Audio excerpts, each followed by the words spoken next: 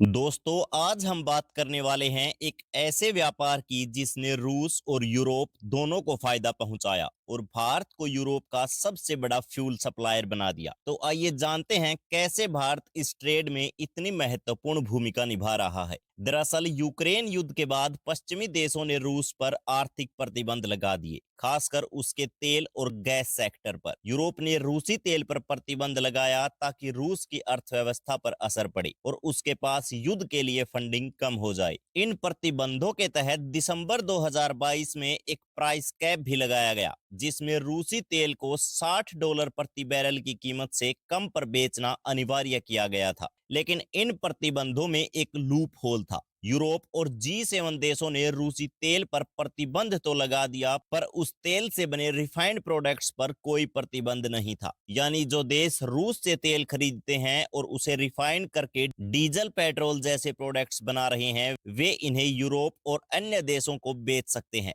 इसी का फायदा भारत ने उठाया और खुद को इस व्यापार का एक अहम हिस्सा बना लिया। युद्ध के बाद भारत ने रूस से तेल खरीदना तेजी से बढ़ा दिया। जहां पहले भारत का कुल तेल आयात में रूस का हिस्सा 1% से भी कम था, वह अब बढ़कर लगभग 40% हो गया है। भारत ने रूस से सस्ते दामों पर तेल खरीदा, जिसे प्राइस कैप की वजह से अंतर्राष्ट्रीय बाजार में अन्य तेलों की तुलना में काफी कम कीमत पर बेचा जा रहा था। लेकिन भारत ने इस सस्ते तेल को सीधे न बेचकर अपनी रिफाइनरियों में प्रोसेस किया और इसे रिफाइंड प्रोडक्ट के रूप में यूरोप एक्सपोर्ट करना शुरू कर दिया। इसका फायदा यह हुआ कि एक और भारत को सस्ता तेल मिला और दूसरी ओर उसने इसे रिफाइन करके यूरोप को बेचकर मुनाफा कमाया। भारत की कई बड़ी रिफाइनरियां इस तेल को प्रोसेस करने में लगी हैं, जिनमें मुख्यतः रिलायंस की जामनगर रिफाइनरी, नेयारा एनर्जी की वडीनार रिफाइनरी और Mangalore refinery and petrochemicals limited शामिल हैं। खास बात यह है कि ये रिफाइनरियां अब काफी हद तक रूसी कच्चे तेल पर निर्भर हो गई हैं।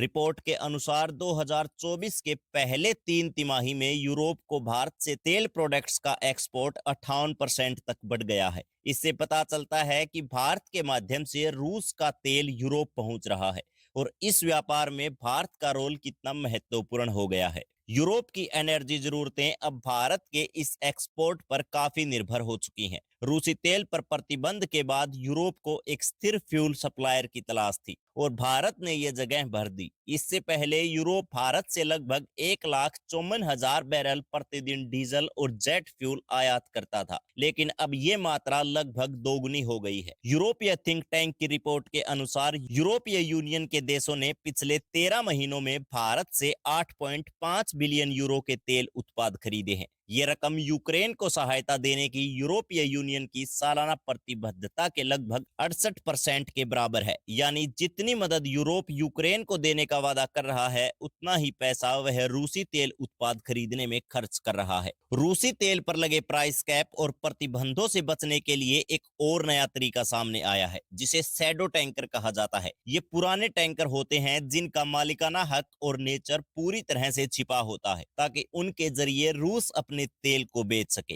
रिपोर्ट के मुताबिक अक्टूबर 2024 में रूस का 83% समुद्री क्रूड ऑयल शैडो टैंकरों के जरिए निर्यात हुआ। इसका मतलब यह है कि रूस अपने अधिकांश तेल को उन टैंकरों से भेज रहा है जो पश्चिमी प्रतिबंधों और प्राइस कैप से बाहर हैं। इन शैडो टैंकरों को ट्रैक करना मुश्किल होता है और वे कम कीमत पर तेल बेचने के बजाय अन्य मार्गों से तेल की बिक्री जारी रखते हैं। भारत इस पूरी प्रक्रिया में बहुत ही समझदारी से काम कर रहा है। सस्ता तेल मिलने से भारत अपनी एनर्जी जरूरतों को कम कीमत पर पूरा कर पा रहा है, जिससे घरेलू बाजार में तेल की कीमतों पर दबाव कम हुआ है। साथ ही इस तेल को रिफाइन करके यूरोप में एक्सपोर्ट करने से भारत को बड़ी मात्रा में विदेशी मुद्रा प्राप्त हो रही है। इससे भारत की अर्थव्यवस्था को मजबूती मिल रही है और भारत का कद भी ग्लोबल मार्केट में बढ़ रहा है। तो दोस्तों, इन सभी बातों से ये साफ है कि भारत ने किस तरह से रूस और यूरोप के बीच इस ट्रेड का फायदा उठाया है। एक तरफ रूस के लिए ये व्यापार का जरिया है, तो दूसरी तरफ यूरोप के लिए जरूरी तेल का सप्लाई चेन है और भारत ने इस मौके का फायदा उठाकर अपनी अर्थव्यवस्था को मजबूत किया है और एक ग्लोबल एनर्जी प्लेयर के रूप में उभरा है। तो दोस्तों, भारत के इस डिप्लोमेटिक रवैये पर आपकी क्या राय है? अपनी राय नीचे कमेंट बॉक्स में जरूर दें। अगर आपको वीडियो पसंद आया तो हमारे चैनल को सब्सक्राइब करें और इस वीडियो को भी शेयर करें। जय हिंद, जय भारत, धन्यवाद।